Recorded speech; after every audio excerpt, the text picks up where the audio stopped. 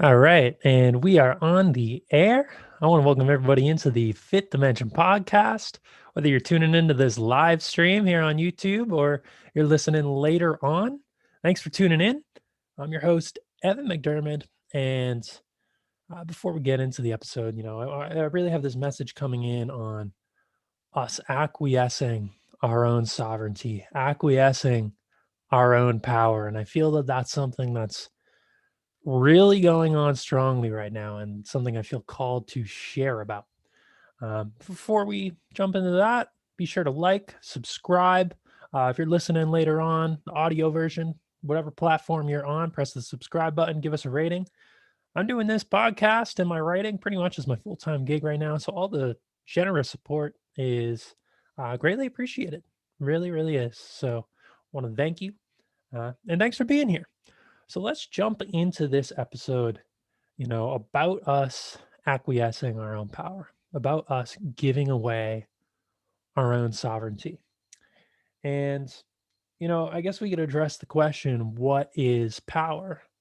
I think when a lot of people hear the idea of power, we really think about external power. We think about kings and government and rulers and sort of all of these different uh, ideas that have been fed to us that really extend outside of the self, if you will. We don't view power as something that is within us. We view it as something to achieve, something to obtain. And I think it really plays into the materialistic culture and mindset that we have created for ourselves. And, when I talk about materialism, I feel that word is uh, really thrown around a lot, and a lot of people don't necessarily analyze what they mean when they say materialism. When I'm talking about materialism, I'm talking really about almost it's an indoctrination system that we have built our culture around that bleeds into our thinking. It bleeds into our mindset and how we interact with the world, and it's all about this illusion of separateness that exists between people and us giving away our own power plays into that directly. What I'm seeing right now in the world, and this has been going on certainly since the beginning of civilizations, is this is the analogy I'm going to use. We're all let's look at 9 months ago, 10 months ago, right around the start of this pandemic, if you will. We had this monumental shift in the societal paradigm, societal norm. And for us, let's look at us as like caterpillars, right? We're a whole bunch of caterpillars and we go into this cocoon of the unknown. And when a caterpillar goes into the cocoon, it doesn't question it, it goes in, right? What does a caterpillar come out as? It comes out as a butterfly. So, what I'm seeing is all of us are emerging from our cocoons right now, us as butterflies. But a lot of people are too afraid to fly. A lot of people do not expand their wings and go forth on the adventure of flight. I'm seeing a lot of people sitting back, scared to leave the cocoon. And what ends up happening is we look around at all of the other butterflies. And because nobody else is leaving the cocoon, we don't either. It's scary. Taking flight, that leap of faith. Will I fly? Will I fall? Ultimately, there's a level of self trust that has to come in with that. And a lot of people, when they're leaving that cocoon that they've just emerged from, and it happens, it's a natural process. We had to leave the cocoon. When they're seeing other people take off and fly and expand into the unknown and question and explore this sort of new world that we're living in, there's backlash. It's like, you're flying, you're putting me in danger, you're putting everyone else in danger. And there is this crazy, absolutely insane societal narrative going around that we are supposed to stagnate. We are supposed to live in fear. We are supposed to acquiesce our own freedom to these, I guess you could say, higher forces, to these larger external powers, which don't hold any power unless we give it to them. We are essentially too afraid to fly. And because we are too afraid to fly and take off from the cocoon, we relinquish all of our own internal power. We decide not to think for ourselves. We decide that, questioning the norm, questioning the narrative that is being presented is somehow dangerous, and somehow we just can't do it, right? So I would challenge you guys to really think about, am I taking flight right now? Am I exploring new ideas right now? Am I playing into this illusion of separation? Am I playing into this illusion that I hold no power, right? And all of our mainstream societal narrative constantly tells us we have no power. How do you think that so few individuals, an elite group of individuals, they're often deemed the 1%. How do you think that they have power? How do you think that they have control? It's because we give them control. And this is what happens historically. The reason that we are not living in unity, in oneness, is because we all acquiesce our power. And instead of realizing that we are all unique and ultimately an extension of nature and all of the same consciousness, and we're just unique expressions of that consciousness, ultimately we give away our power, and we judge each other based on these small differences. We judge each other based on identity politics, race, political alignment, and that's all a sham. Divide, conquer. That is how a small group of individuals can control an entire world. And it's not until we decide to take power back for ourselves that we will see unity. We will see a coming together, and we will see a world that is fueled by the pillars of love and interconnectivity. Now, it's it's difficult to, I would say, if you're looking at the collective right now, to see how that's going to come to fruition. And ultimately it starts with the individual. I've said before many times, the collective is really nothing more than a macrocosm of what's going on at the individual level. Whatever the majority of individuals are doing is going to show up at the collective level. So if a majority of individuals are living in their own internal chaos, if a majority of individuals are living in divisive within themselves, they are going to be divisive to others. And we're going to see that play at the collective level. So what really needs to happen is everybody needs to begin looking inward. And when I say that, connect with who you are. We all have a unique purpose as to why we are here, why we are incarnated on this planet at this very moment. And it takes with, finding that, you have to ask, who am I? You have to look past the materialistic, rational identity that has been placed upon you and see yourself as something far greater. See that you are, in fact, unique, but also connected as one to all that is. I would encourage everybody to really explore creatively right now. Find a craft, find something that expresses your own unique talents, something that you like to do, and use that for the betterment of humanity. Use that to put your purpose, your unique purpose, into action. Now, what is your unique purpose? I can't tell you that for you. Ultimately, you are the only one who knows that. You know your talents. And maybe if you don't know your talents, what calls to you? Maybe you always wanted to learn the guitar. Start playing the guitar. Pick it up. Write some songs. Explore. Don't be afraid to make mistakes. And then hone in on that craft and use it, as I said, to put your purpose into action.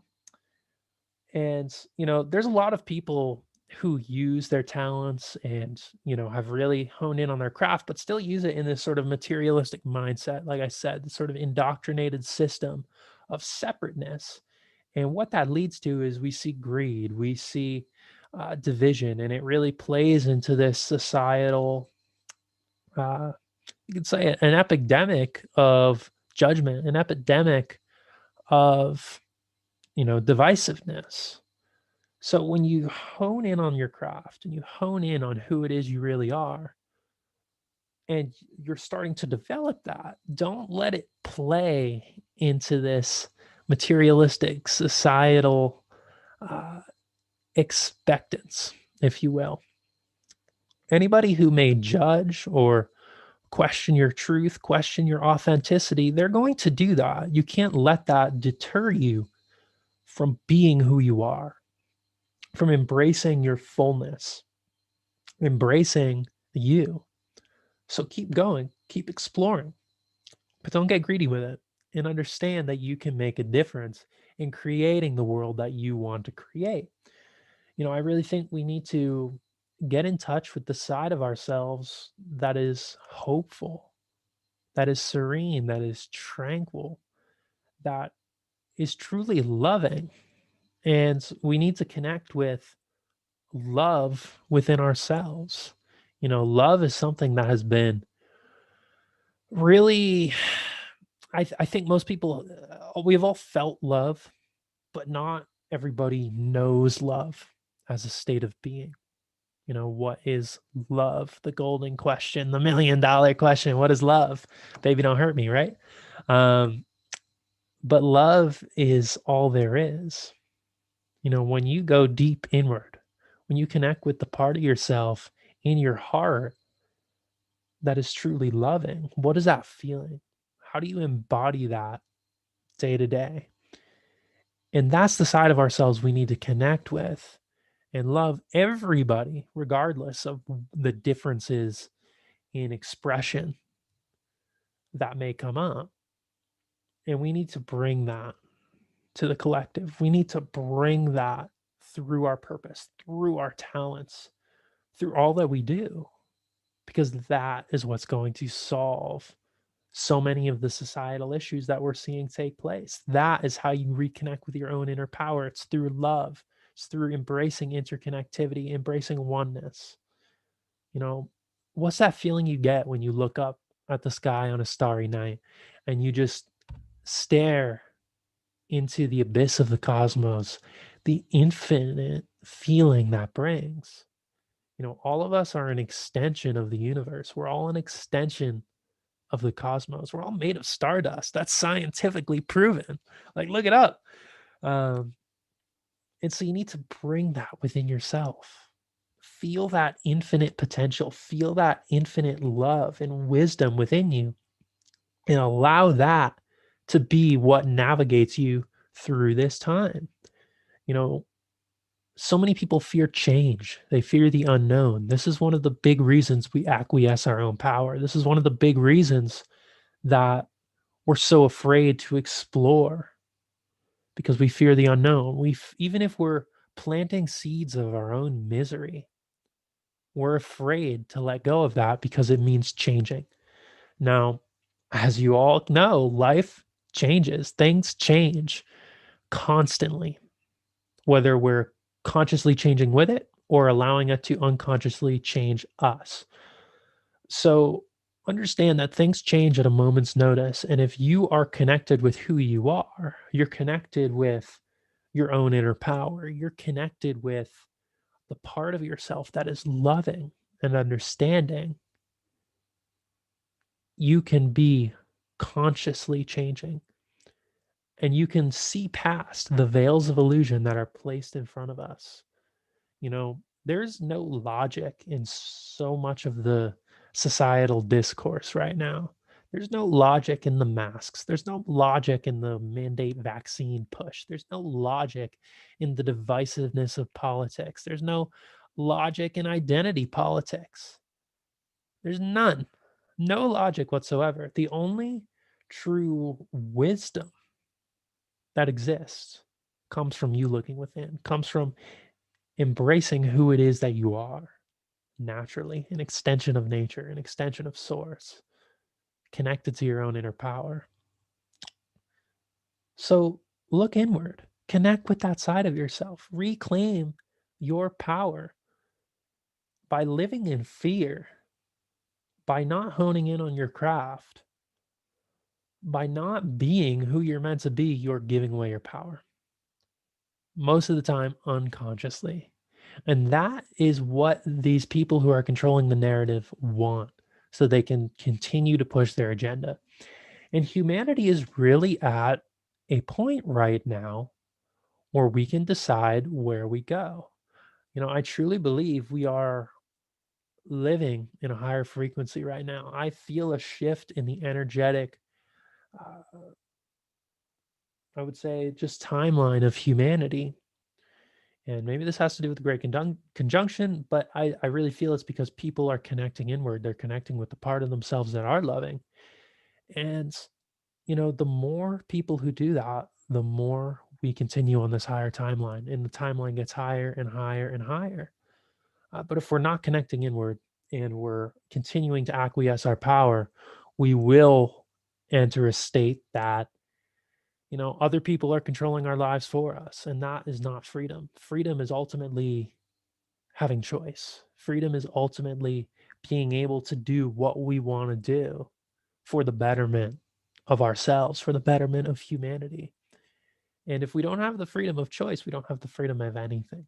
So, right now, I think a lot of people are looking for a hero, or they're looking for some sort of action step that we can take to really reverse the tide of the agenda, if you will. And there is no action step, because each individual action is going to be different. That's why it's so important to connect inward. You have to look within your side yourself to understand what role you play. You ask to be here, whether you like it or not. We're all born, our souls incarnated here for a reason. And so you need to connect with what your reason is. You need to connect with the idea, and, beyond the idea of self, and into the true nature of your consciousness. And that comes with looking inward, asking, who am I? Why am I here? What am I meant to be doing? How can I go into my interactions and spread love and awareness of the true nature of who we all are? And that comes with standing tall in the beliefs that you hold, your truth, but also a willingness to see other perspectives, a willingness to embody, the pillars of interconnectivity and love.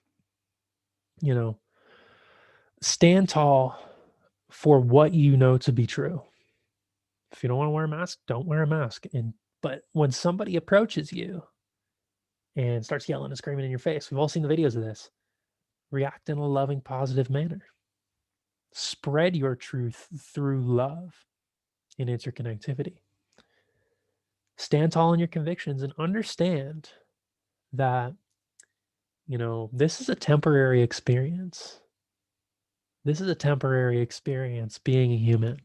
There's no need for fear. What is the worst that could happen to us? Everybody dies.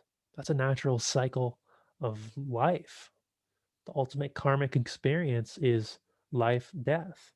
But when we begin to play with the concept of death, and we begin to truly immerse ourselves in the concept of death, we realize that death is nothing more than an energetic transformation. I have seen firsthand transformation in the form of death. I've told this story on the podcast before. When my father passed away in the hospital, I was there and I felt that energetic transfer. I saw the veil lifted. It was a very moving experience, and I feel a tremendous gratitude for that experience, because it gave me the assurance that it's just a transfer of energy. And so we are infinite. Our energy is infinite. There's no need to fear death, because fearing death ultimately creates what we talked about, the fear of change, the fear of the unknown. Fear of anything really all stems from the fear of death. So drop that fear of death. Drop that fear of standing tall in who you are as an infinite body, an infinite stream of consciousness, infinite love, interconnectivity, ultimately. drop the idea that this materialistic culture, this myth that we live by, is all that is true, because it's not. There's much more. There's much more.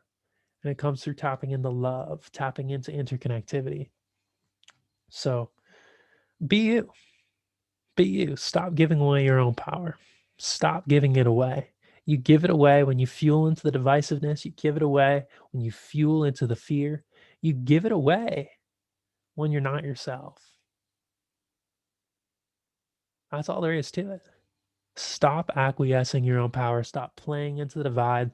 Stop seeing others as their external identity and start seeing them as you, because we're all one. We're all the same. We're all that infinite stream of consciousness just showing up in a unique form. That's all we are. It's all we'll ever be. We can't get too attached to these labels. We can't get too attached to this body. We can't get too attached to this life. Just let it go. And you know how you can do that? Meditation, breath work, a willingness to look inward, a willingness to be yourself. It's not easy to be yourself, especially when we so tightly hold on to this identity. But it's what we got to do. It's why we're all here. And, I feel, I see the question all the time. Are you optimistic? Are you optimistic? Of course I'm optimistic. How could I not be? How could I not be? This is the most exciting time to be alive right now.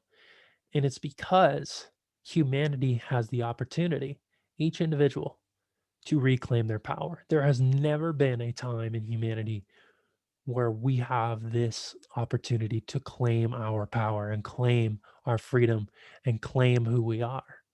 Never before in human history has this opportunity presented itself like it has right now. Never. So reclaim your power, reclaim your truth, reclaim your freedom. That's all there is to it. I'm feeling that's pretty much the channeled message that I was feeling. Don't have too much else to say beyond that. So if you're a fan of the show, like, subscribe. If you're on Apple Podcasts or wherever, give us a rating. Check out evanmcdermott.org for some great coaching programs. Look inward, awaken within. 4-week transformation, that's up and running. We got the Fifth Dimension shop you can head on over to at Teespring. You want some late Christmas goodies for your friends and family. And yeah, I'm going to leave you with to look inward. Stop acquiescing your power. Do what you got to do to be you. Nothing more to it. It's as simple as that. It's going to wrap up this stream. Thanks for those who tuned in and, stayed through the whole thing. I can see y'all. I appreciate it. And I'll see you all next time. So long.